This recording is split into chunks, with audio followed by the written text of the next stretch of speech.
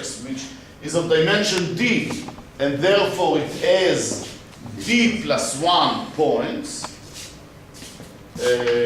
face f, tau restricted to f is 1 to 1, and therefore also on 2, right? Because tau, so assume I have such a coloring.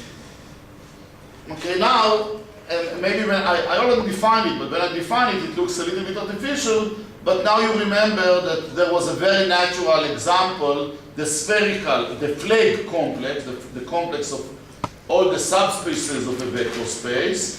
In that flag complex, we had the type function was the dimension, the vertices were all the subspaces without 0 in the full space, and the type was the dimension, right? The only difference there that we really took it to 1 up to d minus 1 or something like that instead of 0, but that doesn't matter, of course. And I want to assume also, and that's important for us today, assume that x tau is regular. So here I want to, again, to remind what I mean by that, because this looks, I mean, I already defined it, but I think before the example it looked a little bit artificial, and now you understand why we're doing this like that. If for every I inside J, inside the type function 0 up to d, I take, you see, in a natural way, if I have a coloring of the vertices, I have well, I don't want to call it coloring. I can call it coloring, but there is kind of a reason why I don't want to call it coloring. I prefer to call it type.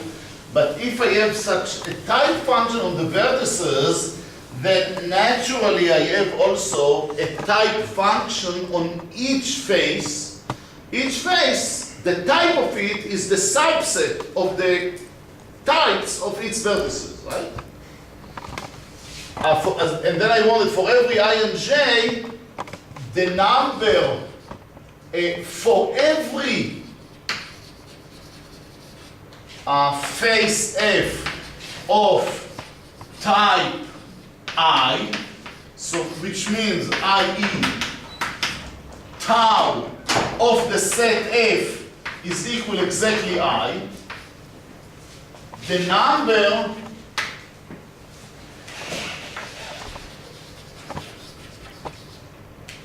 of faces of type, of type J containing it is K I J. It's not important for me what's the number, but I want to say IE depends only on I and J, but not on F.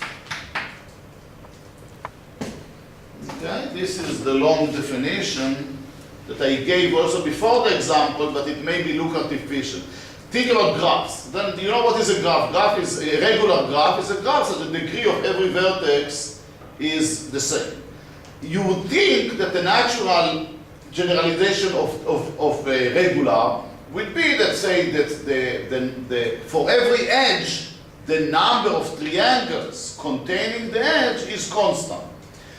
But not quite. I mean, okay, that's also possible, of course, but there are many natural examples, and the examples that of the flag manifolds are exactly like that, that without the coloring, they are not regular. Let me just recall, I gave you, I started with this, but then we went to other things. If you look at the flag function, the spherical function, I think of dimension 4, I think this is the first time that you start to see it, then you see what are the edges here?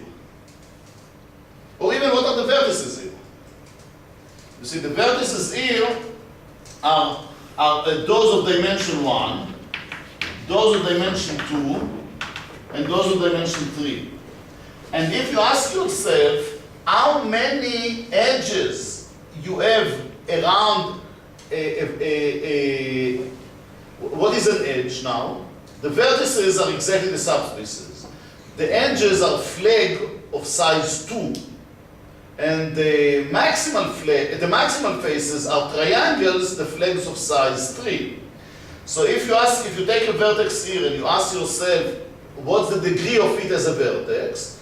Then this is the number of things going from here to here, as well as the number of things going from here to here. And we saw that this is the same from each one here. It's actually the same from each one here also, but it's a different one for dimension 2. And again, if you will look even on edges, take this edge and ask how many flags you have containing this, with edges here we still with edges, all the edges are inside Q plus 1 triangles. So the degree, the edge degree here is still the same. But if you will go to S5Q, go one dimension higher, and then we have dimension 1, dimension 2, dimension 3, and dimension 4. And then think about it and calculate it. If you take say an edge, which is, what is an edge? Is a pair of two subspaces, one of dimension 1 of one of dimension 2, so that this one is inside this one, right? And you will ask yourself how many triangles you have containing it. Well, so you can complete it to a triangle in two different ways. You can choose a subspace of dimension 3 containing it, or a subspace of dimension 4. And you can calculate what's the number. This is not so difficult. It's going to be, I think, twice q squared plus q plus 1. Think about that.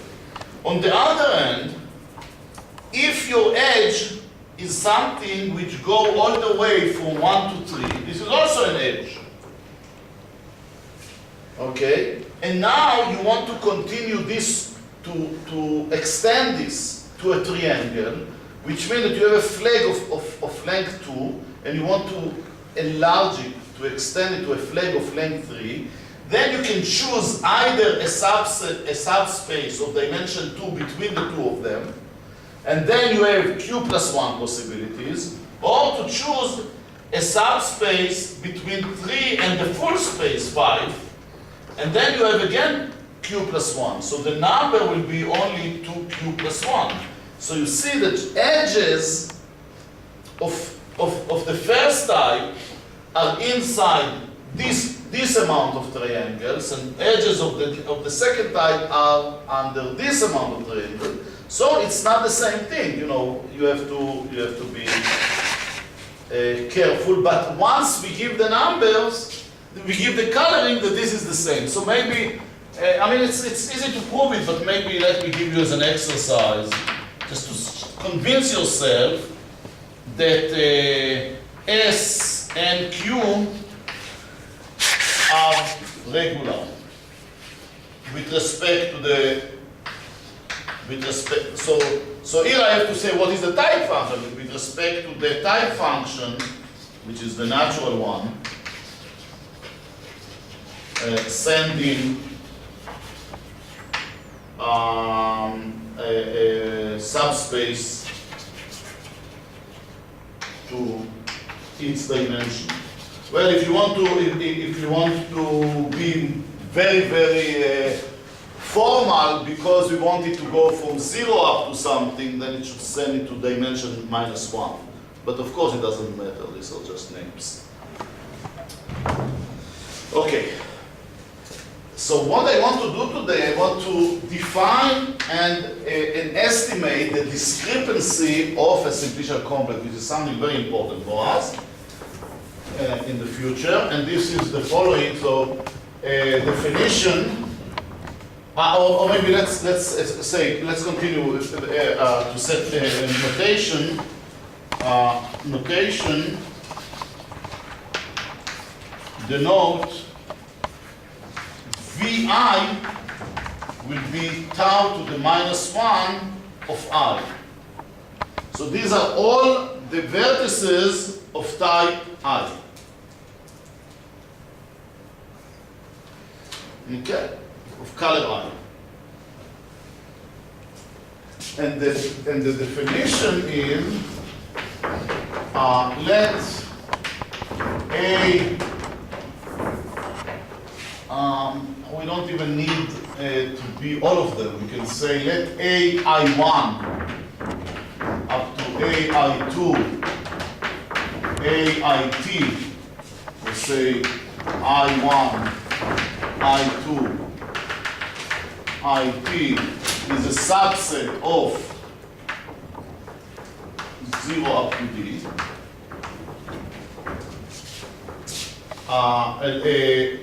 Such that Aij is a subset of Vj. So I'm taking T colors, T types, and I want to evaluate how many Vij. What? Vij. Vij. Thank you. And I want to evaluate the node E of AI1 up to AIT. This is the, maybe let's call this I. This is the faces of type I. I want to count the faces of type I whose points are, whose vertices are in Aij union of them. Well, it's clearly, if it's the case, clearly one vertex. So exactly, that's automatic. Exactly one vertex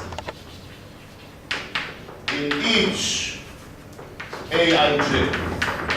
I'm taking the faces so that the legs of the face, namely the vertices of them, are inside these specific subsets in Vij. Okay, and denote Xi. This is the set of all faces of type I,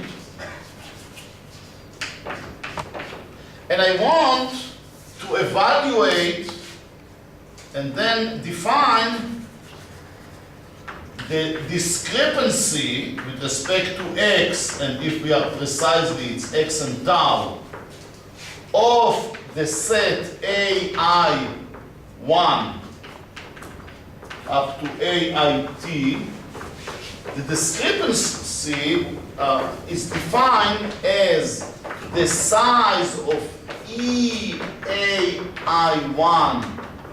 up to AIT divided by the size of XI minus the product J goes from 1 up to T of the size of Aij divided by the size of Vij.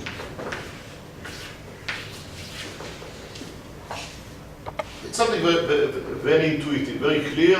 Just to write it down, it takes a long time.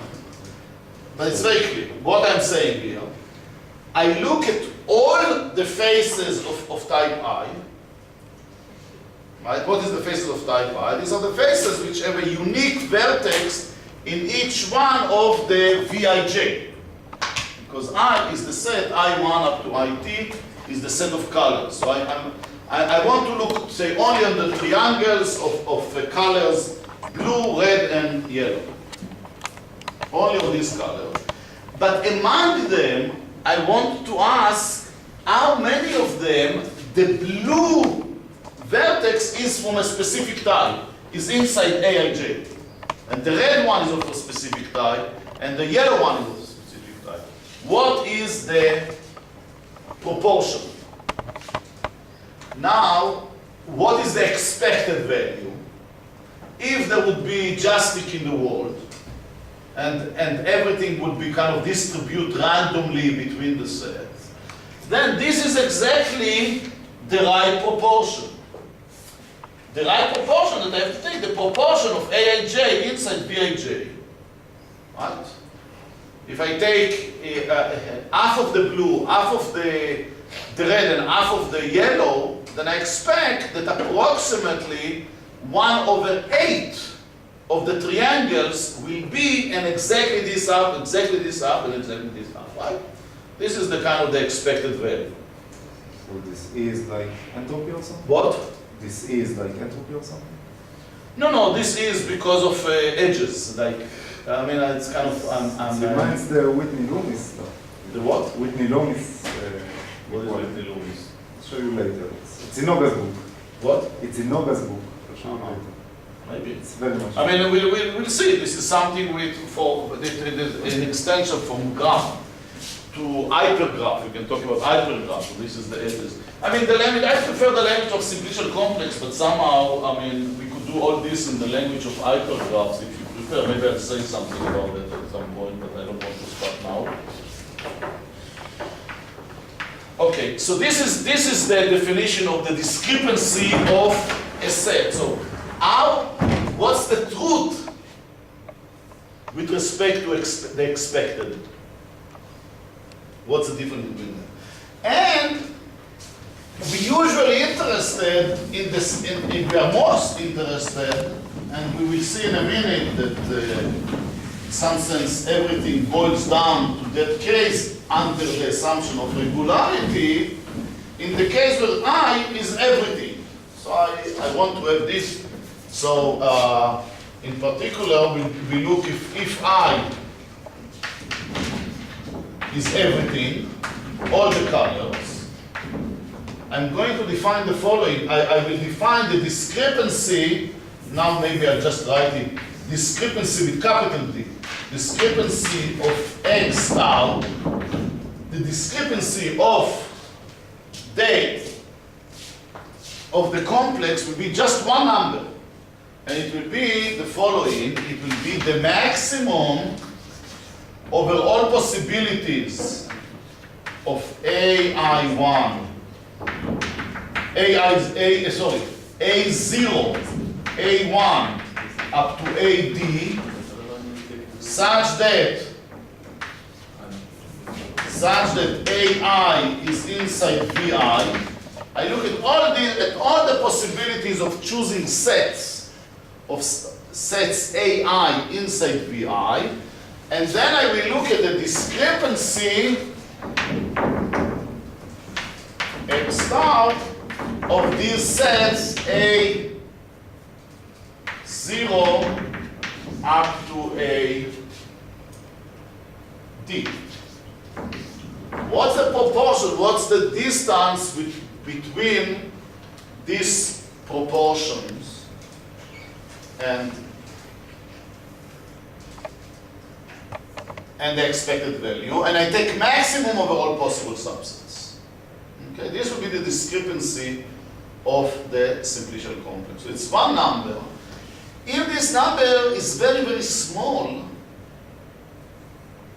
then it really means that it behaves like a random complex. Because it really means that whenever you pick up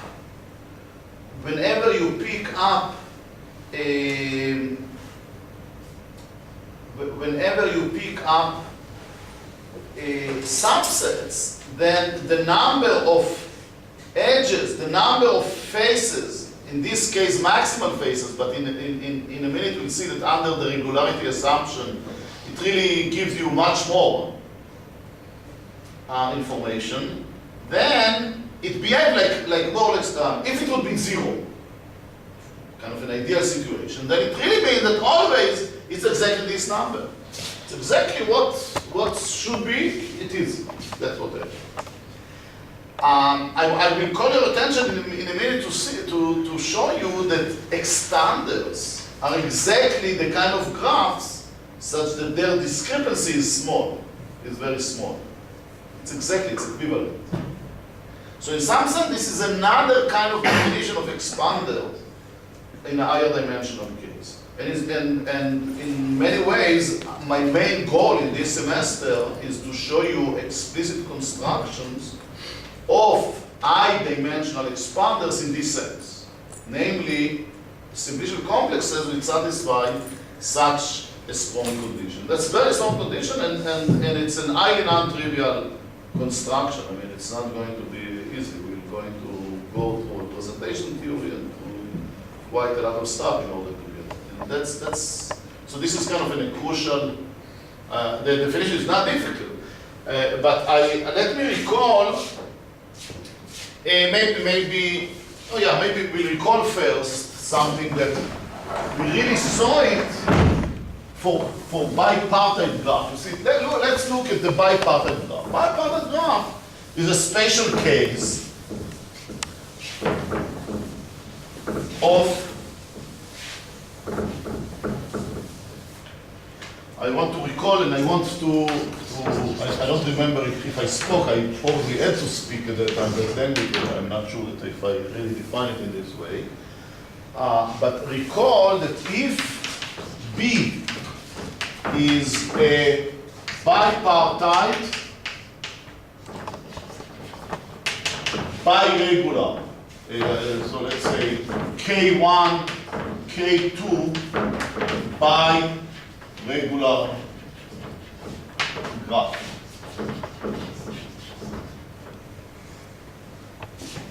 Okay. Then what does it mean? I have two sides.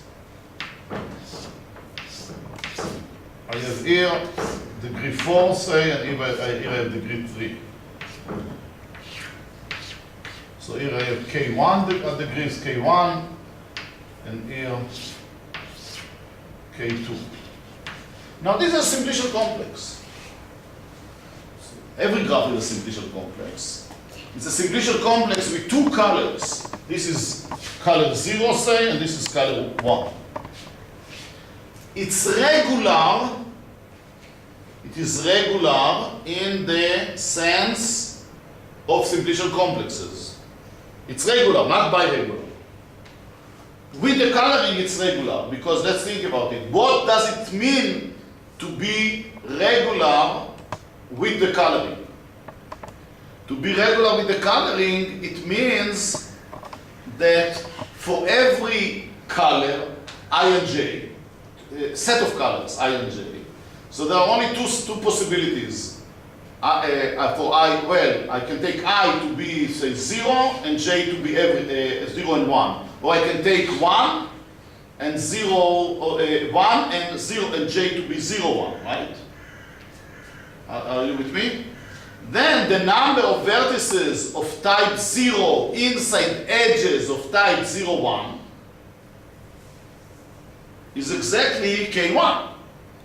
And the number of vertices, and given a vertex of type 1, the number of edges of type 0, 1 containing it is exactly K2. So this is a simplicial, so this is B with the function tau, which sends you the vertices to 0, 1, is a regular, pure simplicial complex in our notations, in our definitions of today. I mean, I think of it as a biregular when I talk about graph, because it's really biregular, but it's really regular with the coloring. Is it clear? I mean, it's a trivial point, but let me clear. Okay, now let me ask you, because one of the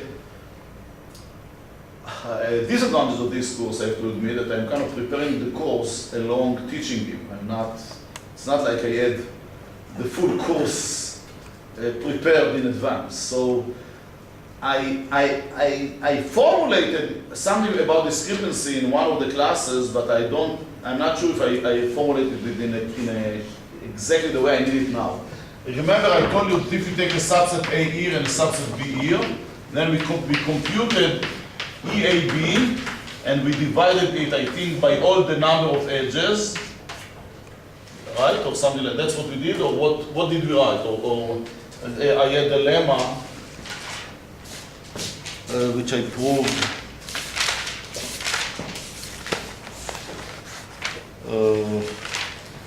Or maybe I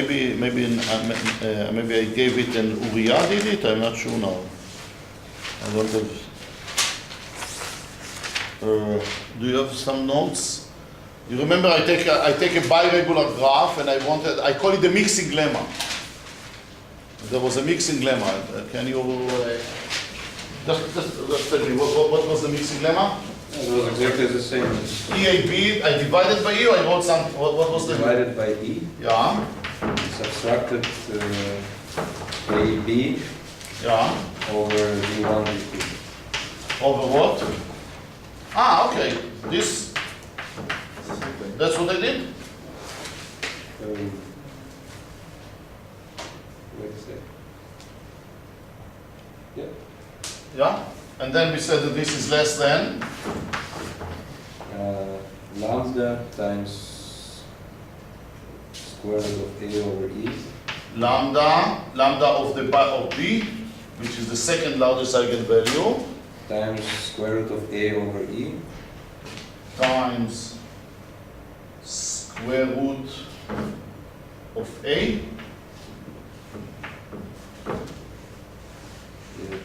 Times square root of B over E. What was? Yeah. So you got started from, so this was the original formulation, then you reformulated. I formulated it like here. Okay. So, yeah, okay. So this divided by E, this divided by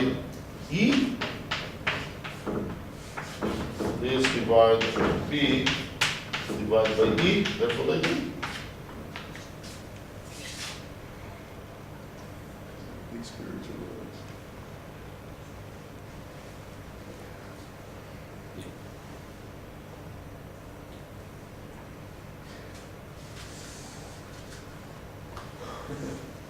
What's the lambda of B?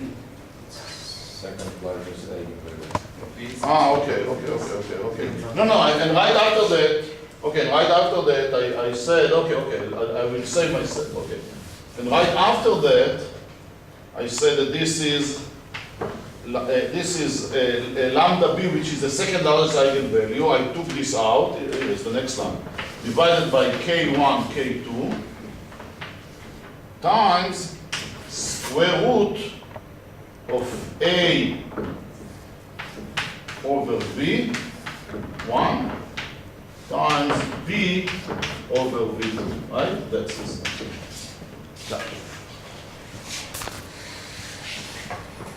That's okay. So now think about it in the terminology of today. I really had to define already their discrepancy. And really what I showed you there is that, you see, this is exactly the discrepancy. This is the discrepancy of the two subsets A and B. This is like today, A1, A0 and A1, right? And I ask how many edges from A1, 0 to A1 divide by the total number of edges. And this is the right proportion. And this is bounded by this ratio, which is, let me remind you, this is the second eigenvalue divided by the first eigenvalue. Remember? We showed that this is the first eigenvalue of the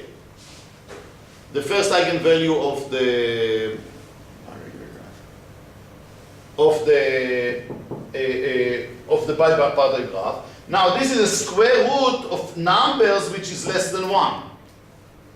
So it's also less than 1. So we can even give up on this one and we can say that this is at most lambda b divided by square root of k1, k2. So if we will define, let's define lambda normalized of b to be, you remember in a k-regular graph, sometimes we want to normalize and we take and we divide all the eigenvalues by the largest one, by k. If we define lambda normalized of b as what we called before, lambda of b divided by square root of k1, k2, then really what we proved here, that the discrepancy of b with respect to this term function is at most the lambda normalized of b. That's really what, or it follows from what we proved for the graph. And now I want to show you a way to estimate the discrepancy of the full simplicial complex. So the way we'll do it, we'll do the following. Here is the theorem of position. That discrepancy denoted with a, What? with a capital D. This is now capital. That's maybe the way we should think about that. And then I will do the following.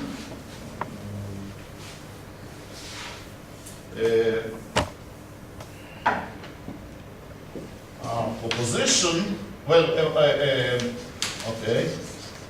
Let x tau as before, with all the good assumptions, pure, regular, etc. Let bi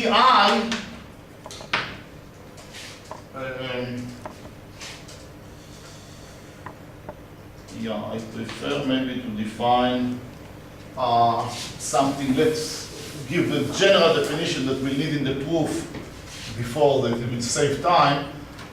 For I and j disjoint this time. It's not necessary, but more convenient. Disjoint, and both of them subsets of 0 up to d. I will define the graph bij. This will be a bipartite graph. I have a simplicial complex, I-dimensional simplicial complex. I'm defining a bipartite graph out of it in the following way. To define a bipartite graph, I have to tell you who is in one side, who is in the other side, and when I put an edge between them. Bij it will be xi on one side, xj on the other side. You remember what is xi and xj? Xi are all the faces of type I. Xj are all the faces of type j. And the edges E will be that f1 in xi and f2 in xj are connected if and only if are connected by an edge, if and only if simply f1 union f2 is in xi union j. If the union of them is a face, okay. I mean, maybe it's not a face. I can take several vertices here, I can take a triangle here and an edge here. If together they give me a face, then I put a line in this bipartite graph. So this is a bipartite graph. And spatial case,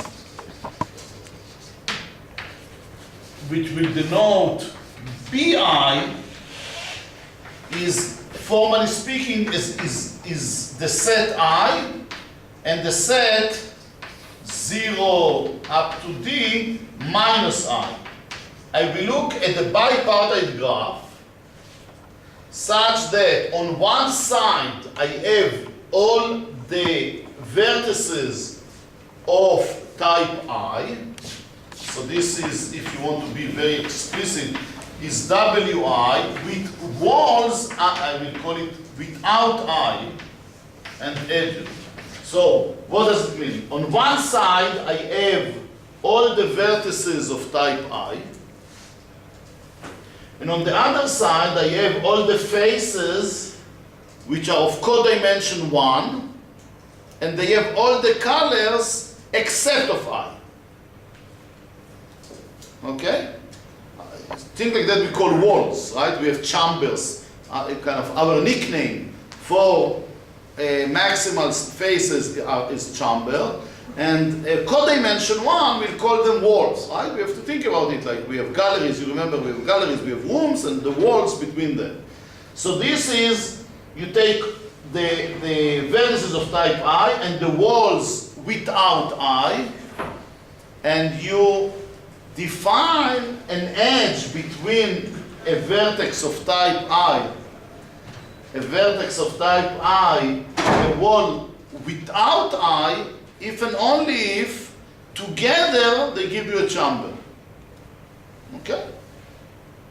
Let's say that we are in dimension 2, so this is a graph. One side are all the blue vertices, and the other side are all the walls of color red and yellow, and we put an edge if together they form a triangle. Very simple.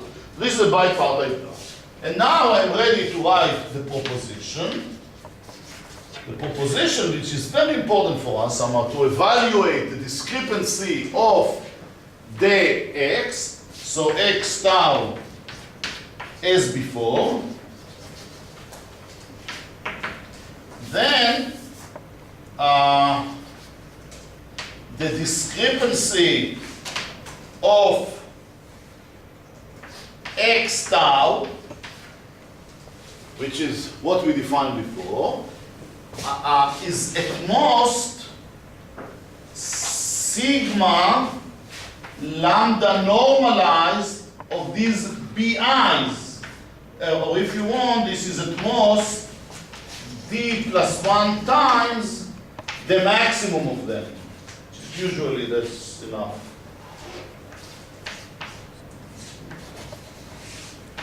You remember we evaluated, we remember that we defined for a bipartite graph, the second largest eigenvalue normalized is really the second largest eigenvalue divided by square root of k1, k2, which are the degrees.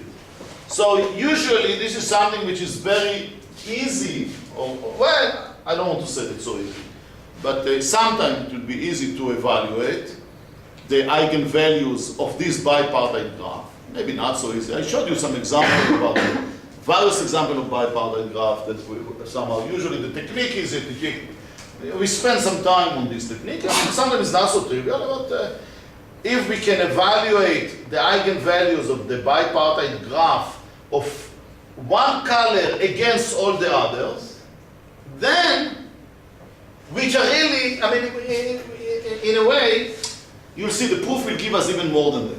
The proof really will bound the discrepancy of the full simplicial complex in terms of the discrepancy of this bipartite graph. So I'm looking at this bipartite graph of one color against all the other. So I have D plus 1 bipartite graphs like that, and the eigenvalues of them will bound the discrepancy.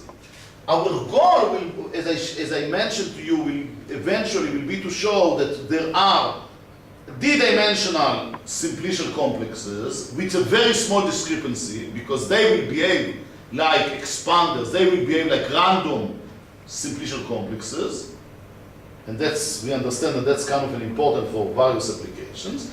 And the key will be to show that these bipartite graphs behave like random, are good expanders. Are good expanders as bipartite graphs. So this is really what we want to do. Let me even take, I know that it's time for the break, but let me take just 2-3 minutes. I want to write the main lemma in proving this, and then after the break, we will prove the proposition. Or maybe I will, maybe I will write kind of a lemma 0 even before the main lemma, which if we understand this lemma, then I think the proof later on won't be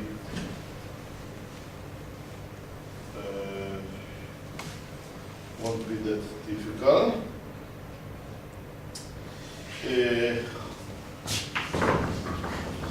Lemma 0, which is really just corollary of the notation, is that the discrepancy. So if I take, say, I'll do it for one of them, but it's the same thing.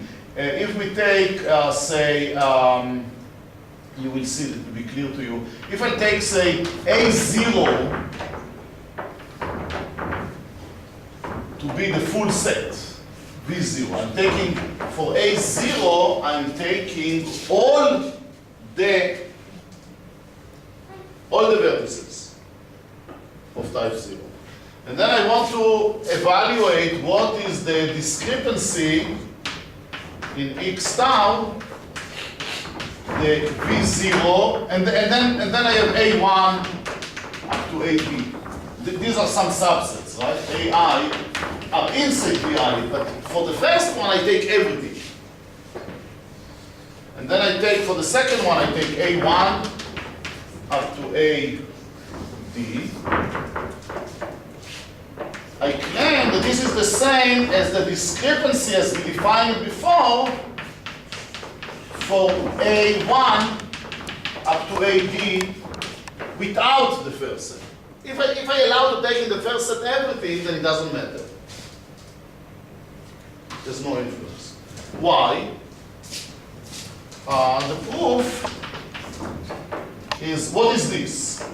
This is the number, by definition, this is the number of vertices, of the number of faces of type A0,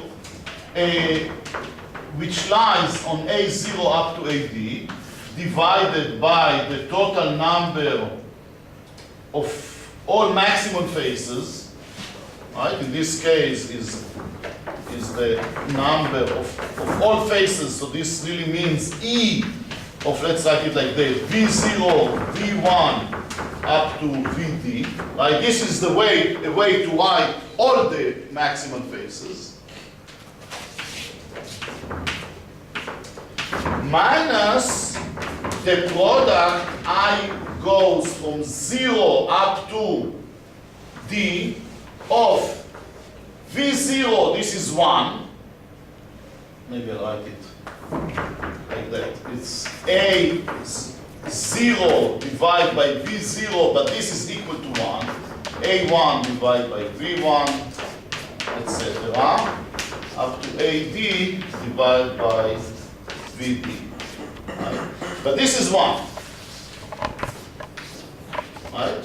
Because I took everything. So, and here the point is the following. Now I'm using the regularity. Because what is this? This is equal, I'm claiming that this is equal to what we called before K of the full set. Okay, let's call D the set 0 up to D. Everything, all the colors, all the types. So you remember I said that the complex is regular, which means that if I take a face of type 1, 2, 3 up to D, and then I want to say take such a face, and then I allow you to take the others and take the pyramid, you know, the chambers, so that the color 0, you can take everything. right? So you remember that we said that this is depending only on the two sets. So it's depending only on the set 1 up to D.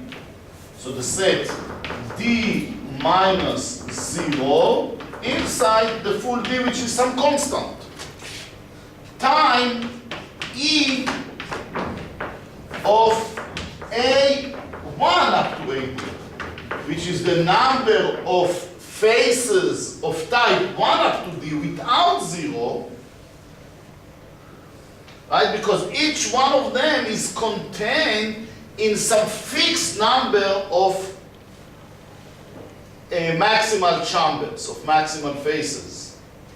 Remember that this is exactly the regularity divided by, I can do exactly the same thing here. The same K here, D minus 0 inside D, in the notation before, of E of V1 up to VD without 0. This is exactly because of the regularity that every, let's think that we are in dimension 3, say. Every triangle is contained in exactly the same number of pyramids. Or every triangle of type 1 up to D is contained in exactly the same number of pyramids. Minus the product of AI divided by VI, I go now from 1 up to D. And because of the fact that this and this collapse, I'm getting exactly the discrepancy of this part. Okay. This is kind of a trivial lemma, but it plays a role, so I wanted to show it before the break and now. And let's take a break, and after the break, I want to make sure that we finish to get the proof, because I don't want. I mean, it's really easy. It's just that the notation are a little bit.